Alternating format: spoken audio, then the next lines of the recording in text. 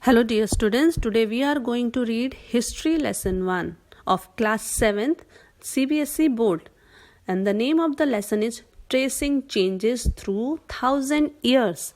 Tracing means following someone and changes through 1000 years. In this class means in 7th class you are going to read about the medieval period. As you know, Indian history is divided into 3 important sections, and those are ancient history, medieval history and modern history. In class 6 you already have read about ancient history. So in class 7th you will read about medieval history, that is middle time history, and that will be period of 780 to 1750 AD. So this almost 1000 years of the time we are going to read in this class 7th. So it means we are going to know what various changes occurred during these 1000 years. Look at this. This is a map which was made by an Arab geographer. Geographer are the people who deals with the earth, who deals with the geography. So his name was Al-Idrisi, and he had made this map in 1154 CE. CE means common era. Nowadays we don't use AD. AD has been replaced by CE. So this is a kind of map which he has drawn, and he has drawn almost complete map of world, but we have taken only the Indian subcontinent. I am unable to understand where India lies in this map, but you see, whatever he has made, it was excellent at that time, because nowadays we are using Google Maps, drone cameras and satellite also to draw the exact map of the countries or the world. But that time, without any resources, that person had made this map, which is quite appreciable. There are few errors also in his map. See what he has done. In it, South India is where we would expect it to find North India. So he has placed all the states of South India like Tamil Nadu, Kerala, Karnataka on the top of Indian map, and he has placed Sri Lanka is the island again at the top. He has also placed Sri Lanka at the top of the map. Whatever, but he has almost at least drawn the map. Places names are marked in Arabic, as he was from Arabian country, so he has written all the names in Arabic language.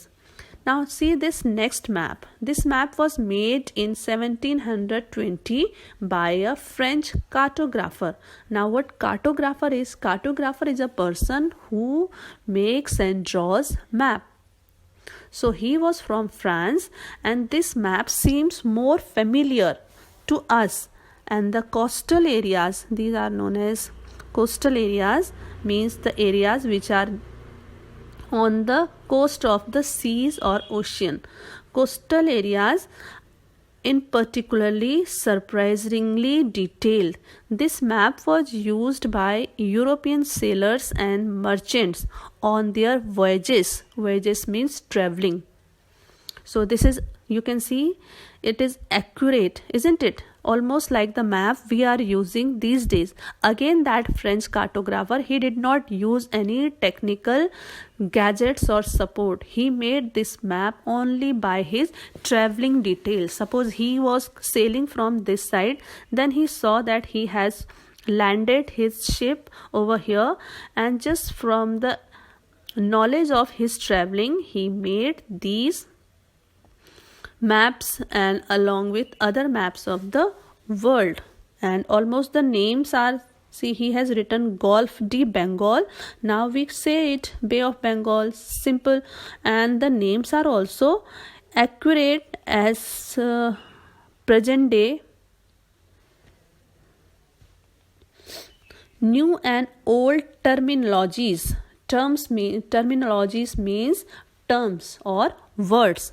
Okay, let us talk about this word Hindustan. When the term was used in 13th century by Minaj Siraj, a chronicler who wrote in Persian. He was a writer and he was from Iran. Iran in those days was known as Persia, and the people from Persia, they were called Persian. So when he said Hindustan, he didn't mean that Hindu people. He meant only the areas of Punjab, Haryana and land between Ganga and Yamuna. So when Minhaj Siraj said Hindustan, so he meant this area, not the religion. Remember, Hindustan, nowadays some people are there who hesitate to call the name of our country as Hindustan just because it points towards the Hindu religion, but it's not like that. Hindustan was meant the area which was covered by the Delhi Sultanate, and this blue portion was under the Delhi Sultans. So what he meant this as Hindustan. In the early 16th century, Babur used Hindustan to describe the geography, the fauna and the culture of the Indian subcontinent. He is Babur and he was the first Mughal ruler of our country, and he also had used term Hindustan in his book. He has written one very famous autobiography which is known as Babur Nama. So there he has described Hindustan, but he meant geography. Geography means area of this particular region. Secondly, he meant fauna. You have heard flora and fauna. Flora means everything that related to trees or plants, and fauna means everything related to life, like human beings, like animals. So when he wrote Hindustan, he meant geography and fauna and the culture of Indian subcontinent. In the 14th century, poet Amir Khusro used the word Hind in one of his book. In a simple term, next word is foreigner. Now, who are foreigners in the olden times? In the medieval time we are particularly talking about. In the medieval time, foreigner was a person, someone who is not in a simple term like foreigner, it is used today to mean someone who is not an Indian. Nowadays, whosoever comes from America, Britain, France, Japan, China, Pakistan, Afghanistan, we call them foreigner. But in medieval times, what used to happen? Foreigner was any stranger who appeared, stayed in given village, someone who was not the part of that society or that culture. So whosoever used to come from other village, other town, they were also called foreigner. Suppose I am belonging to one village, Ramgarh, and some person from other village, Syamgarh, he comes to our village, but he has not any link, any relation in my village, Ramgarh. So that person will be a foreigner for me. But in medieval times, nowadays we don't call them foreigner. Nowadays all the Indian people, they are not foreigner. Only the people who don't belong to India, they are known as foreigner. Historian and their sources. How do historian writes the history? How do they write history? They write history because of the few of the sources, and these sources are coins. They study the coin and write about the past. Inscriptions. These are the inscriptions. See, these are the inscriptions. They are the writing on the stones or the hard surfaces. In the earlier times, what used to be happen, kings and other religious leaders, they used to make people write on these stones and their orders, sometimes it was their teaching. So now historians, they read all these inscription and they know about the past. Next is architecture. Architecture means old buildings. We have got lot of pyramids. We have earlier civilization like Harappa and Mohenjo-daro. So they also tell that how those people lived in those days. And this pyramid also tells about lot of the history of Egypt. And textual records means book. Just now I was telling you about Babarnama. So how do we come to know about life of the Babar? Just by the book which he has written. So that book also has helped our historians to write about the Mughal period. So each and everything which is related to the olden time is very helpful and just like a gem, a diamond to the historians. In this period, paper became cheaper and used widely. In ancient period, when we read in when you people were in class 6, you read about the manuscript. So the authors of the ancient period, they wrote on the palm leaves. But in medieval period, people have started using paper. But see, printer was still not there. They were writing on paper only. So when paper has been introduced, so writing became a little bit easier. It is easy to write on paper than to write on the leaves, isn't it? People used it to write holy text. So all these papers in which many authors write holy text. Holy text, when I mean to say, means something related to religion, like Tulsidas wrote Ramcharitramanas, and chronicles of rulers means life story of the rulers. Just now, as I said, Babarnama written by Babar. Tujuke Jahangiri, that is also one of the book written by Jahangir. Humayunama, which was written by his sister. So these are the books which deals with the life of rulers. Letters and teaching of saints. You are reading and you are studying Hindi also, so you can see lot of dohas of Surdas and Kabir Das. So all those were saints, and those dohas are their teachings. So the teachings of saints were also written. Petition and judicial records means records of the lands, how the tax will be collected. So these all records historians have found from the medieval period. Next is manuscript. What manuscripts are, apart from writing on the paper, still there were many authors who still using manuscripts, and these manuscripts were collected by wealthy people, rulers, monasteries and temples. To preserve manuscript is a very difficult task, and it requires a lot of money also to preserve them, because they are very delicate, very soft, and they can get damaged, they can get destroyed very easily if you use them every day. So the wealthy people, so the rulers, what they had made some libraries or some room where they had stored those manuscripts, and thanks to those people, those rulers who had stored all those manuscripts, just because of those storing, we now can get to know about the past.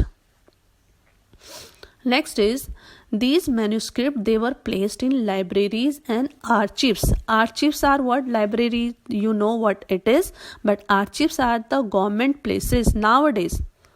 What archives are? Government places where all these manuscripts and important books related to history are preserved and kept safely. Nobody can go there and watch it and read it as per their convenience. They are kept very safely over there. These manuscripts and documents provide a lot of detailed information to historians, but they are also very difficult to use. As I told you, they are not in good condition. Most of their pages are torn. There was no printing press in those days, so scribes copied manuscripts by hand. Who are scribes? Scribe is a person who copied manuscript. They also introduced small changes, a word here, a sentence there, these people see. And suppose if this is manuscript means written by hand. Manu means hand. So these are scribes. He is writing on some other notebook, but he is copying the content of the original manuscript.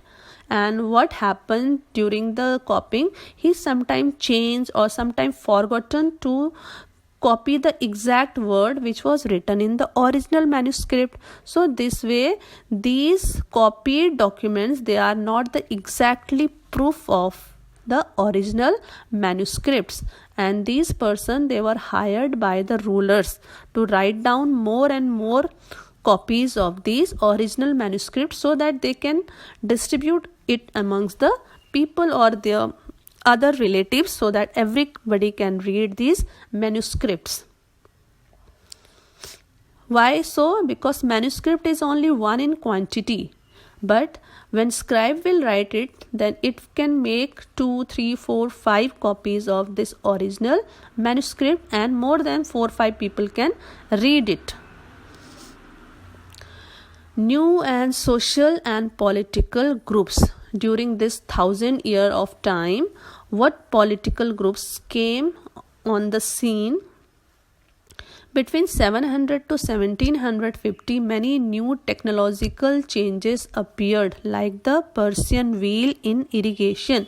This wheel is known as Persian wheel. See, it is helping the farmer to take this well or this pond water to his field with the help of this small canal. See, this is one wheel where small bucket shapes container are attached, and these oxen, they are moving this wheel, and once this wheel go down, they, while coming up, they bring water. Thereafter they throw water in this small canal, and this way they used to irrigate their fields. Next was spinning wheel. Spinning wheel was used in weaving, and it helped and increased the speed of the weavers. Next is firearms. These are the introduction which came into firearms. Before these firearms, soldiers, they used to fight with swords, arrows and bows, but it helped to kill a large number of enemies' army. Next is new food and beverages like potatoes, corn, chilies, tea and coffee came from it. So we were thinking that tea and coffee is the invention of India. It's not that. Tea and coffee has been brought by the outsiders to India. What beverages means? Beverages means drink other than water. One group of people who became important in this period were the Rajput. Rajput means Raja ka putra, a son of a king. So earlier the Rajput name was given only to the king's son. Later on, this term Rajput was given to all the brave people, all the ruling class and all the warrior class. Between 8th to 14th century, the term was applied to a group of warriors and who claimed themselves as Kshatriya. They were not just rulers and chieftains, but also soldiers and commanders who served in the armies of different monarchs all over the subcontinent. Subcontinent means Indian subcontinent, India. So Rajput were not only the rulers. Most of the rulers of India in that time, they were Rajput, and sometimes they were chieftain also. Chieftains mean the head of some particular town or head of village, but they were also soldiers and commanders in the army of other than Rajput rulers. As I told you that there were the rule of Mughal Sultanate and Delhi Sultanate in medieval period. So many Mughal Sultans and many Delhi Sultans, they appointed Rajputs as the commander or the soldiers in their army. A chivalric code of conduct. What are the qualities of the Rajput?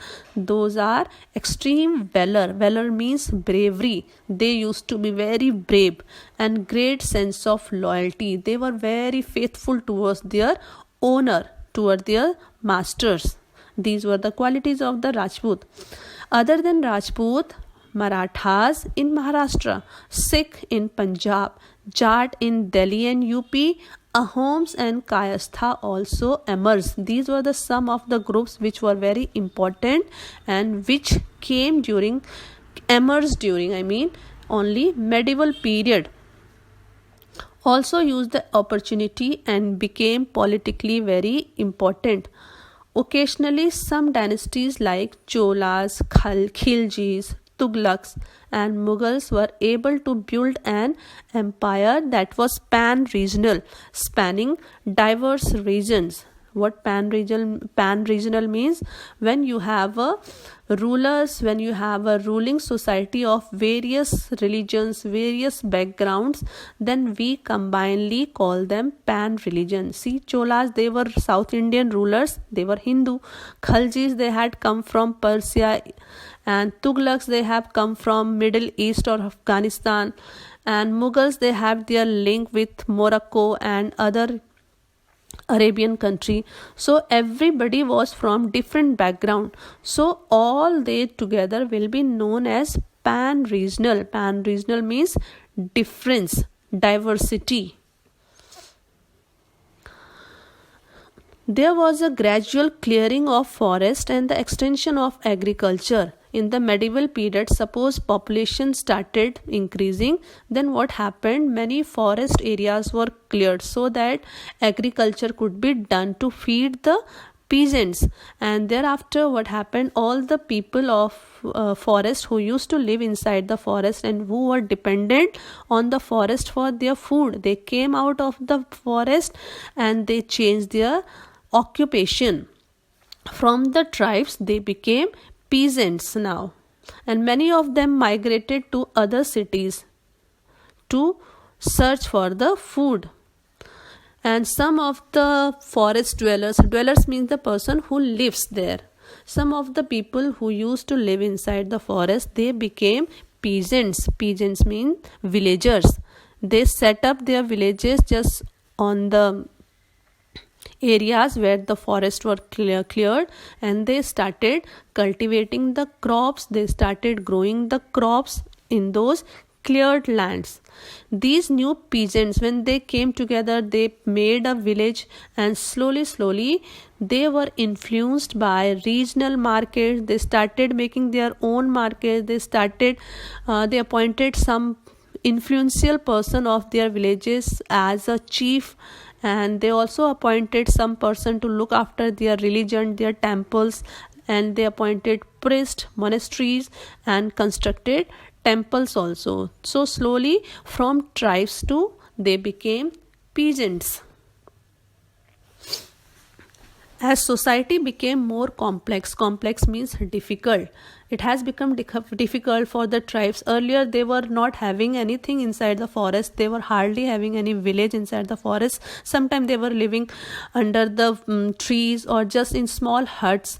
They were not having lot of activities inside the forest, but now they have come out of the forest and they have made a society. And when you live in society, there are a lot of activities you have to perform. You have to build a school also, you have to appoint some teachers over to teach there, you have to arrange the marriage functions of your family members also. So the society becomes more and more complicated.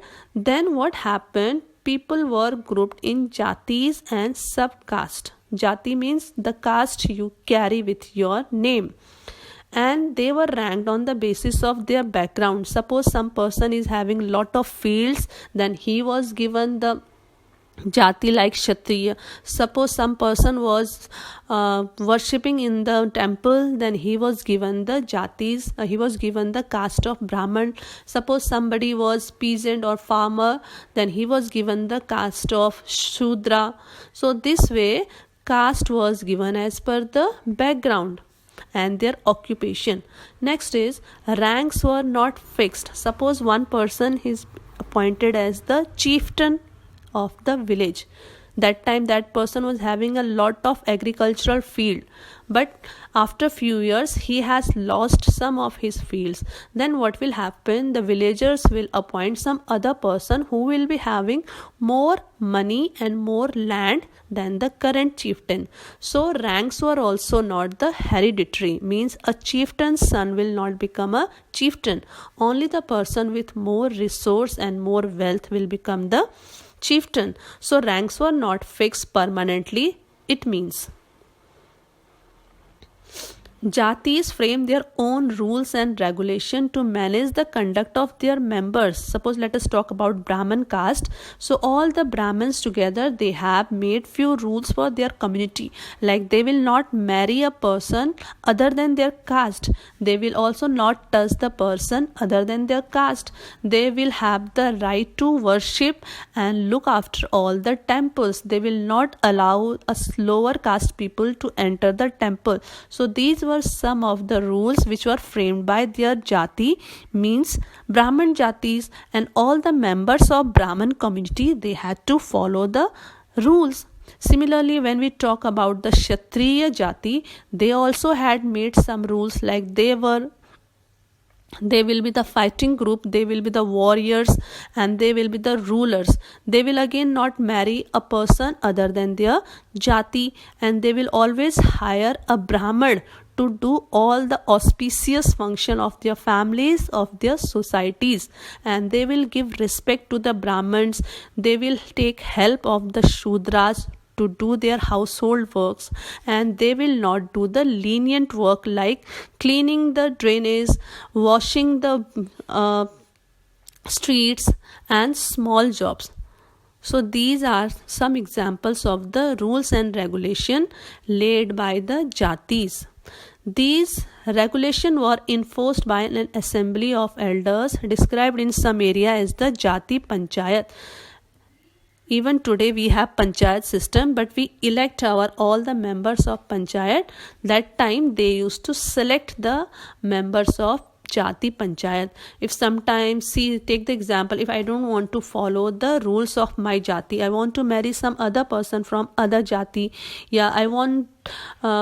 I don't want to follow few of the rules of my community, then what will happen? Nowadays, I'm not talking about present time, I'm talking about the medieval time. The jati members, the jati panchayat, they were very strict for me to follow those rules, and if I'll not follow, they will then they will what do? They will boycott me and my family, and they might drag me out of their village. So this way, the rules of Jati Panchayat were strictly followed. Several villages were governed by a chieftain. We have many times talked about chieftain. Chieftains are the head of the villages or some towns. Together they were only one small unit of a state. It doesn't mean that chieftain is the highest post of that time. Even today, many villages make one district, and many districts make one state, and many states make one nation, that is India or any other country you take. So that time also, state was the group of many small villages. And old and new religions. Important changes occurred in Hinduism, including the worship of new deities. In class 6, you have read there were 3 important gods, Indra, Vishnu, and Soma. And later in the book, you read that Durga, Vishnu, Shiv, they also used to be worshipped. But in medieval period, what happened? Other than these few important gods and goddesses, many other goddesses or gods, deities they emerged, and people started worshipping various deities. And thus, now when new god and goddesses appeared, the construction of their temples was also required. So many temples were constructed during this period. And now see, construction of temple is not a small task. It required a lot of money. So only the wealthy people, all the royal class people could construct such magnificent temples. And when more and more temples were constructed, there was requirement of more and more pandits or the priest. So who will do the duty of priest? Brahmanas were given the duty to become the priest in those temples, and therefore their position improved, and they became the very important and dominant group in the society. Their knowledge of Sanskrit, there means Brahmanas knowledge of Sanskrit earned them a lot of respect in society, and their dominant position was supported by the patrons. Patrons means the person who protect their life as well as give them employment, give them salaries. So patrons are those people who give them shelter as well as livelihood. Merchants and migrants first brought the teaching of the Holy Quran to India in the 7th century. 7th century means the century after 601. So before 601 there was no Islam religion in our country, and India was completely a Hindu nation.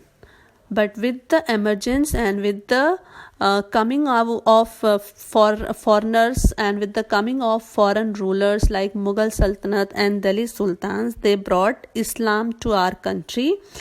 And see what happened in Islam. Muslim regard the Quran as their holy book. Like Hindu people, they have their holy book known as Ramcharitramanas or Gita. Similarly, Sikh, they have their holy book as, I don't remember the name. And for the Christians, it is Bible. So Quran is the holy book of the Muslims. And like we have many deities in Hindu religion, but Muslim have only one deity, that is known as Allah. Now see, Muslim religion also divided into two groups. One is known as Shia Muslim, one is known as Sunni Muslim. Now who are Shia Muslims? How they are different from Sunni Muslim? They are the people, Shia Muslim I am talking about. Shia Muslim believed that the Prophet Muhammad's son-in-law Ali was the legitimate leader of the Muslim community. So all the Shia Muslim, they worship Muhammad and his son-in-law Ali. What about Sunni Muslims? They accepted the authorities of the early leaders Khalifa. So they go as per the teachings and the orders of the Khalifa, who are the religious leader. And now see the distribution of Shia and Sunni Muslims. This blue portion is of Sunni Muslim, and this red portion is of Shia Muslim. So as you can see from this map, that the spread of Sunni Muslim is more than that of Shia Muslim. This is map of India. So even in India there are lot of Muslims who are maximum Sunnis. This is the end of the lesson. I hope it has benefited you a lot. Please do comment if you require some other videos related to your class. Thank you so much.